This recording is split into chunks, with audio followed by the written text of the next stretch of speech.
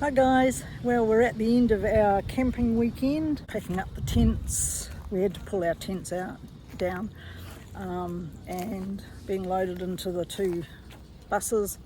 Once that's done, we're off back to Perth. Other than the heat, it's been quite good, but the heat is just a killer. Sleeping in tents that are like ovens, can't go and hide in them during the day because they're boiling hot.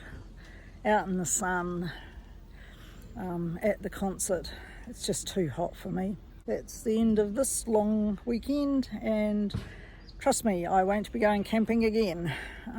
First time ever in my whole life, and the last time. I don't mind staying in chalets or in a camper van, but let's just forget the tents and do it in winter, not in summer, in Australia anyway.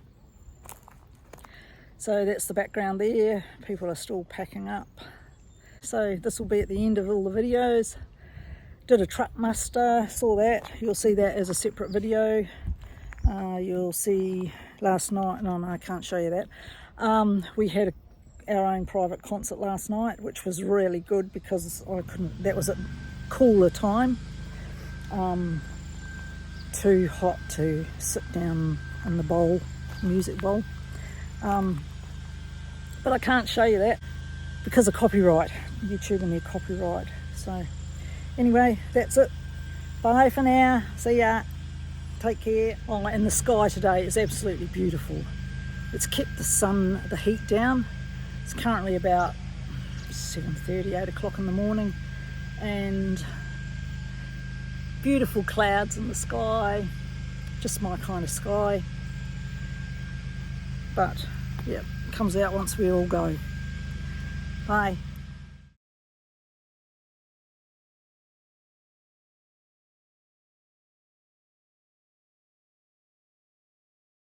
We haven't used this swinging chair in a long time, and I don't know where the days are flying to, and the evening is giving into starlight. I want to share this summertime with you. Could be in the afternoon or in the dead of night, just before the sun gets up on dawn's first early light. Sometimes I've only just arrived, not yet put on my bait, but someone comes along and asks how you catching any mate. Hey, it happened to me, and I won't forget what it's like up north when the country's wet in a black soul bar on a station road. I spent 4 days once with a truck and load.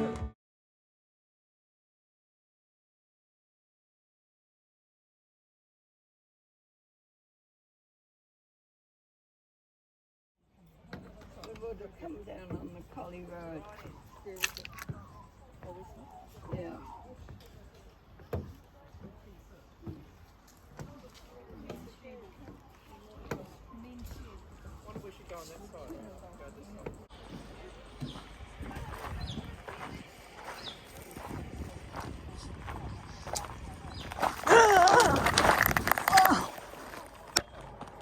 You didn't hit your head.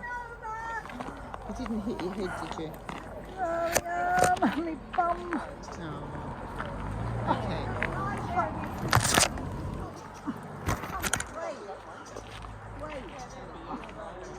Where's my phone? Yep. Feet went out from underneath you. When you're ready, just give me your hand and Oh, no, it's not right yet. Please, just leave it.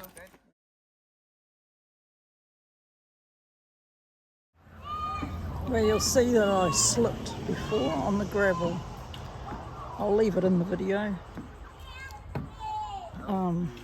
Yeah. Oh, got a buggered knee and ankle and my right arm. But I thought I'd just do a little video of some of the gnomes. That's where he's got it from. I did leave one here myself years ago. on YouTube and he saw his Here, I won't go any further than here.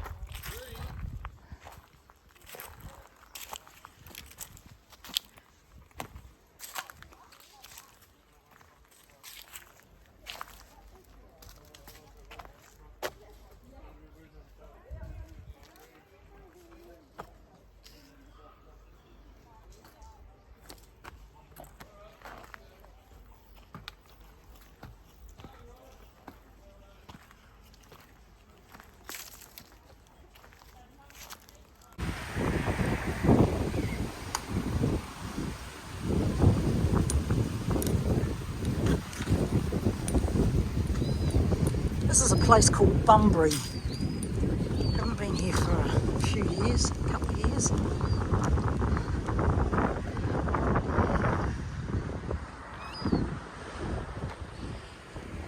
We just stopped here for lunch on our way back to Perth.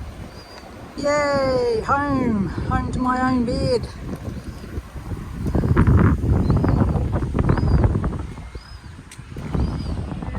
The funny thing about that is in the Celtic language up there in Scotland, Perth means wood. So this is our beautiful city of wood. But the name in the Noongar language is Boyup, and you may have heard that name a little bit. The brand new pedestrian bridge that goes over the causeway, that very swanky bridge now that all lights up and you can cycle and walk over it safely now, that's known as the Boyup Bridge. So really, it is called the Perth Bridge, and that's the name. It's Boyup is the name in Noongar language. So before we had the Swan River settlement, this area around Perth was a significant place for the Noongar Aboriginal people. The river, especially the places where you could safely cross the river, were very, very important. So right down in Fremantle, there used to be a sandbar across the mouth of the river there. They blew up that sandbar to create the Fremantle port. There was another sandbar just a little bit further down the river towards Fremantle, and there was also a very shallow bit of mud up near the city.